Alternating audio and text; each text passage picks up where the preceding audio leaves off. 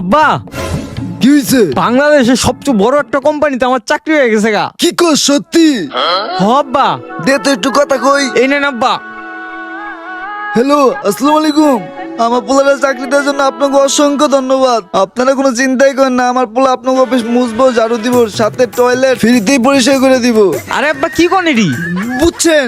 আব্বা ঝাড়ু মারু দেওয়ার লেগে না তো, তো যার সাথে কথা কইতাছেন তাকে কোম্পানিতে আমার বড় একটা অফিসার বানাইবো। হ্যালো ভাই, আপনি তো রং নাম্বারে কল দিছেন। কারো না কারো ফোন দিতে যে আমার পোলারে ফোন দিছেন। কল রাখেন। আমি বুঝি না, আমার পোলারে খালি সবাই রং নাম্বার দিয়েই কল দেয়। ধর মোবাইল ধর। কবে যে ভালো একটা চাকরি পাইবো তা না, যাবাক।